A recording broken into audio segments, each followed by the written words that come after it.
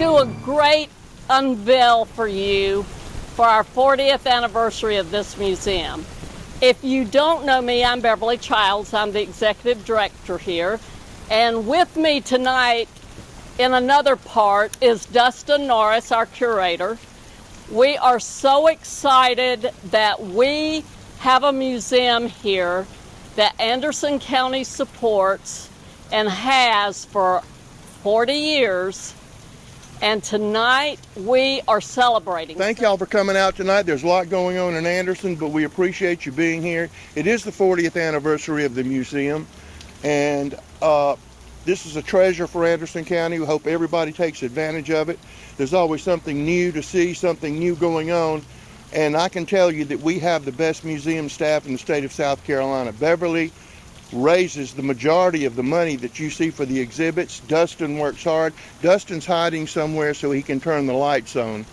But I think it's very important for me to take a second and ask the people from the landscape company to come up here and say a word. We were contacted. My name's David Bates. I own Straight Paths Landscape and Design here in Anderson.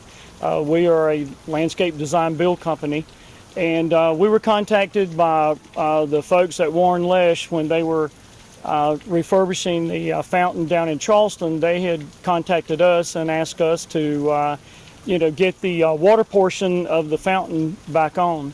And so anyway, we came up, and took us a couple of days, and we got the water part back up and got it running. Then I had mentioned to Beverly, I said, it's a shame because the fountain had lights years ago, and it would be so nice. And we're a garden light contractor out of Tampa, Florida, so we do their LED lights, have been for the last 16, 17 years. So anyway, we went ahead and Beverly contacted me and said, hey David, can you give us a quote on doing some landscape lights? And so I said, yeah, I'd be glad to, because this fountain, I know my parents used to bring us to the square on Saturdays, and we always enjoyed looking at the fountain, playing in it, throwing a penny in it or whatever, and it was a lot of fun. So we've gotten to learn the fountain pretty well. All I did was sell and design.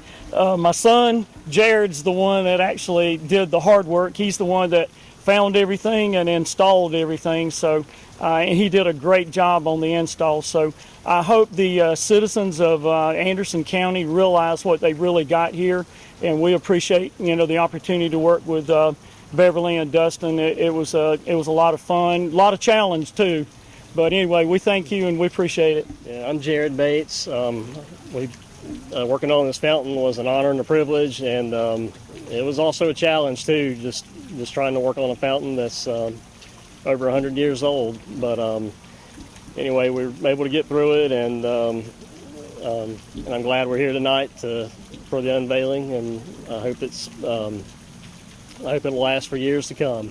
We think the last time the lights were on probably close to 80 or 90 years. And the reason they had the lights on is because this was the electric city. And so they wanted to honor that by having lights in the fountain. At that time, it was one of the very few in the whole country that had lights. But we're here tonight, and after all of those years, it's going to be lit up again, and it's going to be an historic occasion. And I'm going to introduce Representative Ann Thayer, who's been a tremendous supporter of the museum, and also like to thank County Council.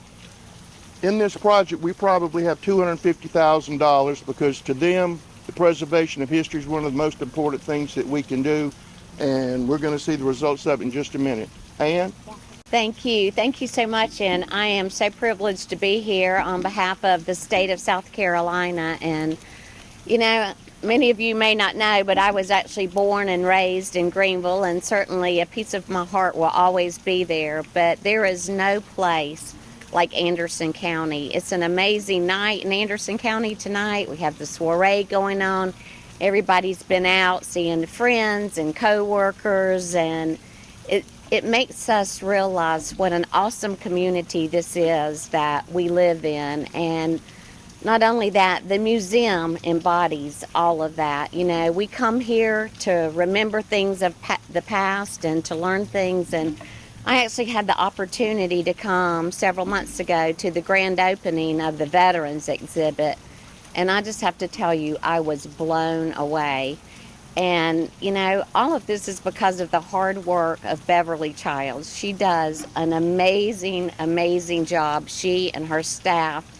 And the attention to detail and her passion and her commitment to this is just amazing, and we thank you. You know, I can tell you that other counties across the state, our museum is the envy of those counties, and we're just so proud of what you've done. You took a dull, boring library and turned it into something totally magnificent, and we just admire you and we thank you. And you know, one day things that we're here doing actually right now will actually be displayed and talked about in our museum. There'll be wild stories probably about Rusty Burns and his leadership in Anderson County. And anyway, but we do appreciate you preserving our history and doing it in such a fun and exciting way. Anyway, thank you for the 15 years, I believe. 16 years that you've been here, and we hope you stay 16 more, but we are... That might be stretching. But anyway, we thank you because you are you. what you and your staff is what's made this museum what it is. Well, thank you, Ann. I appreciate that. But we do have a very hard-working staff that works alongside me. Dustin Norris is the curator. Emily Wright is our... If you see these incredible graphic designs, not only in Andersonians in War, but on our cute little flyers, that's Emily Wright. We have a wonderful educator in Jacob Hill. We also have a children's program coordinator and a volunteer coordinator in Jennifer Whitley. So it takes more than Beverly, but as a team, we certainly work hard and are thankful that Anderson County believes in history. I have people outside our state calling me saying, how do you get your county to support your museum? And what I say is it starts from the top, the county council, the administrator, and it goes down. It doesn't come that way. It comes from the top. And they are really struggling to get their counties to understand how important preserving our history is. So I can't thank the county council, Mr. Burns, Glenn Brill, enough for all that they do for this museum, how important it is to our county. This is a gift to our community. It's free admission. Where can you go? We have 12,000 square feet of gallery space. We have a 26,000 square foot museum.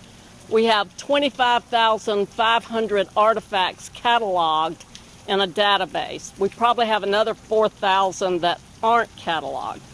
Where can you go and have a collecting museum and walk in the door for free? So please bring your children and grandchildren. One. Woohoo!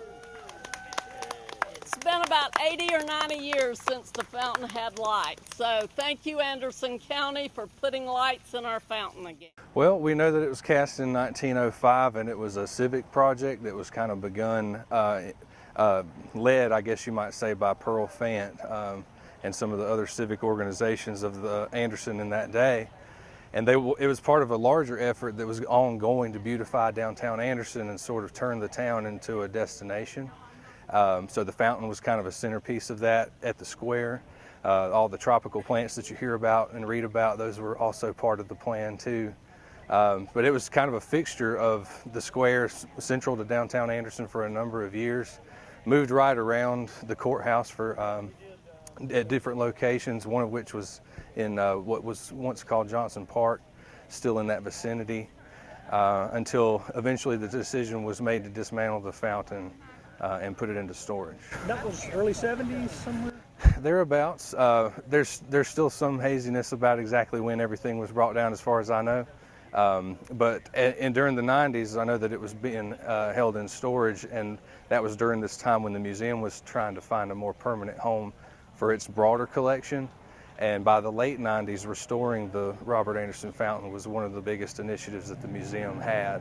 Is it true that it was almost lost at some point? They found, is that I am not sure exactly of all the details of that, but I have been told by several that there were questions about where certain pieces were, and that was part of the concern for wanting to have it redone, was that all these pieces needed to be accounted for, restored, and we knew that we had the functioning fountain. You know, it would still work, it would still be something that would be a symbol of the city, so people were really excited about getting it running again. And then in the last 4 or 5 years, y'all decided to have it refurbished. Same group that did the Hundley, right? That's correct, Tell yes. us about that group and what they did. It was a very in-depth process and beyond anything that we could have done in-house. In fact, it was pretty much more invasive than the original restoration that was done by the museum about 20 years ago. But what they did essentially was take everything apart piece by piece, and they did salt baths to kind of cure and remove elements from the iron, and then recoat the iron in a special coating that's going to keep rust from forming again, as long as it remains intact. So we expect this restoration to last several decades. And how long did it take them to do that? It's technically, I suppose it's still ongoing. There's one cherub that's still with them. Yeah. So What piece is missing? it's one of the cherubs that sits on the sort of lower level of the fountain that is still in their possession and still undergoing some treatment.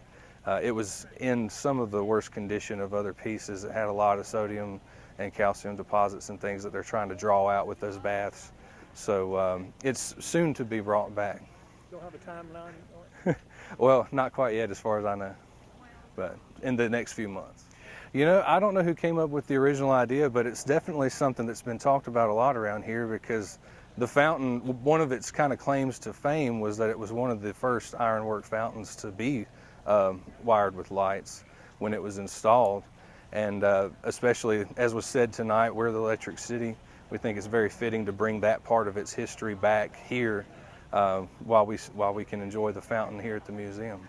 And will it stay lit 24/7 from here on out? Not 24/7. It's going to be mostly a nighttime. We've got kind of a schedule to come on and off. So be sure to, as you're driving down 81, peek over at the museum and check out. You're always welcome to pull through and stop and check it out, see the lights for yourself. But it's going to be something that everybody can enjoy in the evenings. Every evening.